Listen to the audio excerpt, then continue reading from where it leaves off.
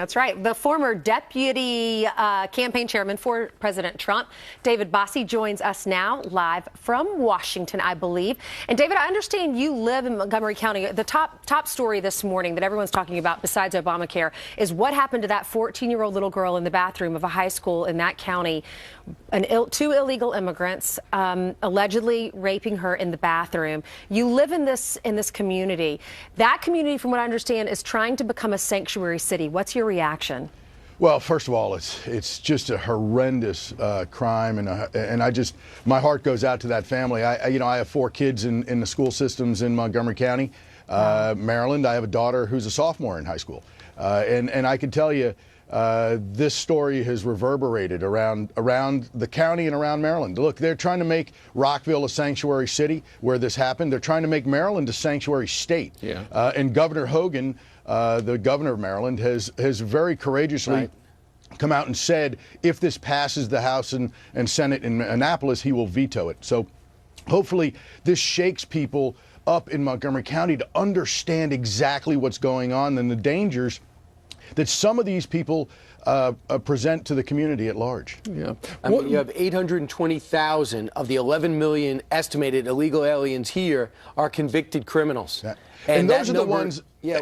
And we all know those are the ones that President Trump is really concerned about. Those are the ones that he is saying we need to get out of the country right now, immediately. And that's what he's told the Department of Homeland Security to really focus on. So this is a perfect example. It is a horrendous thing to have happen to this young lady. And I think the American people once again will wake up to the dangers that are presented. Sure. We know for sure the 18-year-old is in the country illegally. We don't know about the 17-year-old because he's a juvenile and ICE will not, and the courts will not reveal his immigration status. But, you know, the 18-year-old was stopped in Texas a couple of months back, and they had the opportunity to turn him around, but because Barack Obama's policies were such, they wrote this guy a ticket and said, okay, someday you're going to see a judge. Now, David, explain how, under President Trump, that policy is going to change. Well, that policy is going to be very simple. You get caught doing something illegal as an illegal immigrant here in this country, you're going to be deported immediately. Including the simple act of crossing the border illegally. That's right. You're going to be sent back immediately. And that's what needs to happen. And by the way, that's a huge deterrent. You're going to see a downturn in people just trying to make the cross once the American law enforcement community really just prosecutes the laws that are on the books. David, are these countries going to take them back? Because yesterday in the news, it was these countries don't want them back. Well, first of all, they're not going to have a choice. President Trump, I don't think the negotiator that is President Trump is going to be standing for countries and leaders of countries telling them they're not going to want their own citizens. So I'm not worried about that. They're going to take them back. Let's talk politics, and let's talk about the negotiator in chief. He was down at Capitol Hill meeting with the Republican caucus yesterday, trying to get the votes necessary, 215 estimated, to pass this health care reform and get it over to the Senate. It doesn't look like he's got the votes yet. What's at stake for the president? Because some would say that he probably doesn't really, there's so many problems with this bill and so much could go wrong. He might have a quick victory now, but when it's implemented, it could be a big loss. Well, you know, I think trying to get to the vote of 215 is really the hurdle for the moment. And I think that's why he's not able to, really it's the House leadership. It's not President Trump at all. Let me be very clear about this. President Trump is a leader who has campaigned and has stated, I want to repeal Obamacare as quickly as possible.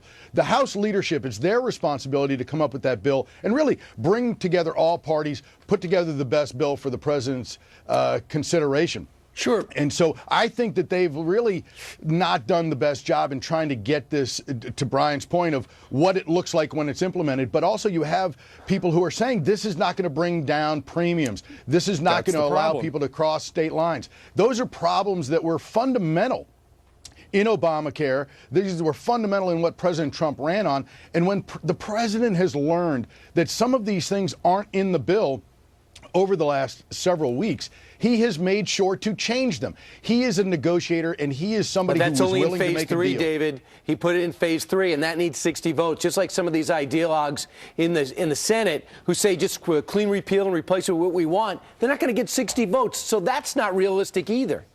Yeah, you're right, Brian. I mean, that's never going to get 60 votes. And those are some of the things that I think should go from the third prong to the first prong.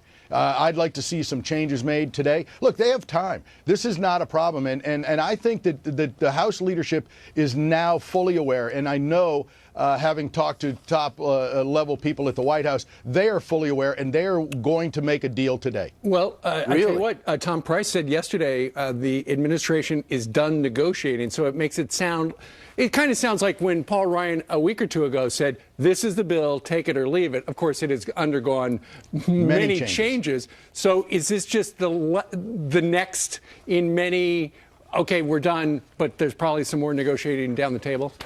I think that is exactly right, Brian. We're going to see continued changes today and possibly even up through the vote tomorrow. And that's perfectly fine. That's the way legislation happens. And as long as it's transparent and the American people know what's going on, unlike Nancy Pelosi will have to pass it before we know what's in it, I think this is a good process, and I think the president's going to come out a winner tomorrow night. Well, the premiums have got to come down. Right, and just to say, you just said you talked to your sources and you believe they're going to have the votes.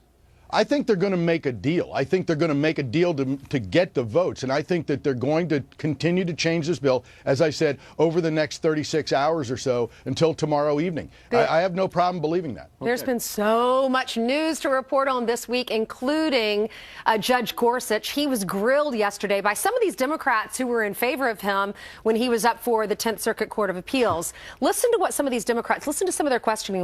We'll get your reaction. I had a career in identifying absurdity. And I know it when I see it. Would the president have the authority to ban all Jews from the United States? How do we have confidence in you that you won't just be for the big corporations, that you will be for the little men? What's your reaction to this, David? Well, it's the permanent campaign against President Trump. That's all that is. That's desperation and them trying to appease their hardcore leftist base. That's all that is. Look, Judge Gorsuch is by all accounts an incredible intellect, an incredible judge, voted on unanimously to go on the court a few years ago. He is going to pass, and he is going to be on the Supreme Court in the next few weeks. Sure. The left has no choice because they have no ideas to offer. They only can be against what President Trump is for. And even if it means, quite honestly, looking a little foolish in a hearing, because Judge Gorsuch is handling them very easily. Absolutely. And what's interesting is, and I know it's driving the Democrats crazy, is they'll ask about an issue and he won't respond. But he's simply using what they refer to as the Ginsburg standard, where when she went through the hearing back in '93, she said she wasn't going to give any hints and no forecasts of how she would deal with any issues, and that's appropriate. It is completely appropriate, no matter who the Supreme Court nominee is, whether we like it or not. You don't want a justice, one of the 9, to have already pre-decided a case in an answer to a question to a U.S. senator that's a hypothetical and then years later comes to pass. It is dangerous to do. David, tonight there's going to be a town hall you're going to be a part of. It's the People's Report Card. Martha MacCallum's going to be hosting it, and she looks exactly like that.